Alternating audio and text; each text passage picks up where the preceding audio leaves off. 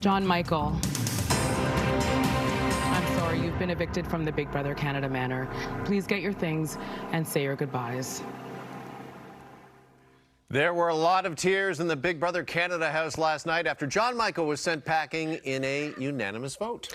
The project manager from Bradford, Ontario, actually helped Edmonton Santina win the head of household before she turned on him and nominated him for eviction. And John Michael joins us now in his first broadcast interview. John Michael, what happened? Oh, my goodness. First of all, good morning. Good morning. It was quite the blind side, honestly. I did not expect this. I had some sort of feeling, when you're in the house, that paranoia, you never want to feel safe. But wow, what a start to the show. Oh. Yeah, I wish everybody could have seen your facial reaction as we just replayed the eviction. You looked like you'd bitten into a lemon there. You were like, Yeah, I'm like, oh, too soon, too soon. But you almost won the head of household with Santina as your partner, but then she turns on you. Yeah.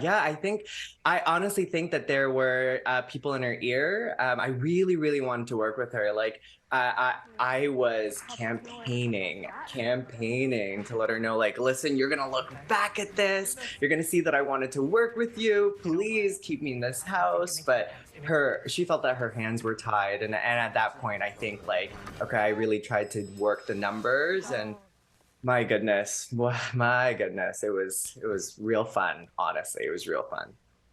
real fun. We've also seen a lot of real tears shed already in the BBCAN house. Quite a few of them yours, John Michael. Just how emotional does it get living in that house? I think that people don't know how much of a emotional roller coaster, or I call it a Ferris wheel, it is when you're on the nominee, as a nominee, you're feeling 1 minute you're like angry, and then you're happy about something, then you're sad about something, and then you start thinking about family, so then you get excited about your family watching, and there's like, you're constantly just in your thoughts. It's not something that I was really anticipating or expecting, but it was most of those tears were very real. I hate to admit the tears in the brown were strictly campaigning tears, because I really needed to start, pulling on the heartstrings of the people around me. And it did work for some of the people that were there, but for the boys, it was just like brick. It was like, oh my gosh, like I could not penetrate their like exterior shell with my emotion. So I had to take a different route with them. All right, well, and that's what I wanted to ask you about, because Arissa confirmed that the boys were working together after you left the house. Did you have any idea that they were before she told you? And do you regret telling Zach that you would target them? I'm gonna tell you guys this. Zach played me, okay? Like, I really genuinely thought that in that conversation, him and I were friends, just chatting it out. Actually, in that moment, the reason I was talking to Zach that way was because I was actually nervous that Santina was going to put me up as a nominee. And how that conversation came about was in my emotional like rant to him. I was like, I don't understand why Santina would want to put me up. I would rather sooner go after the boys instead of her. And I caught myself, but I didn't think that he would feel threatened by that, because I didn't I guess group him with the boys, if you would, because he was so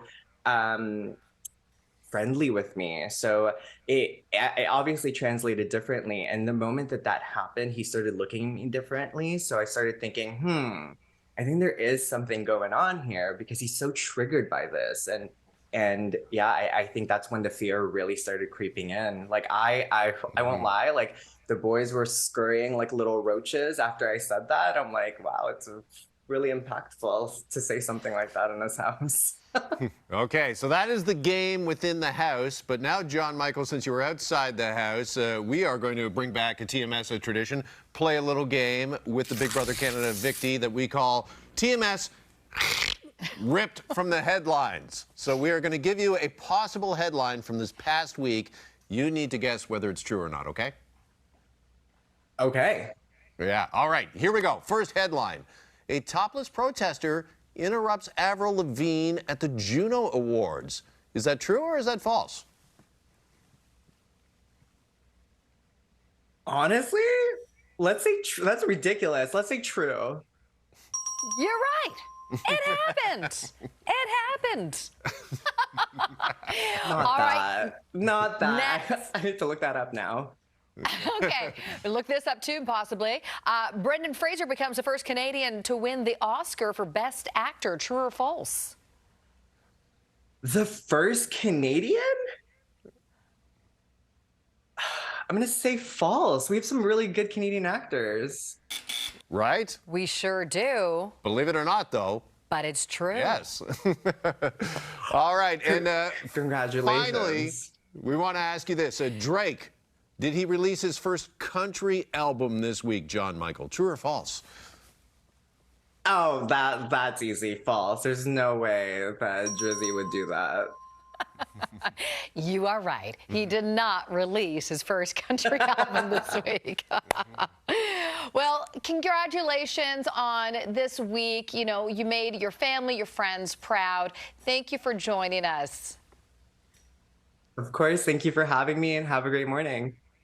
You as well. Remember, Big Brother Canada continues Tuesday at 7 p.m. on Global. We'll be right back.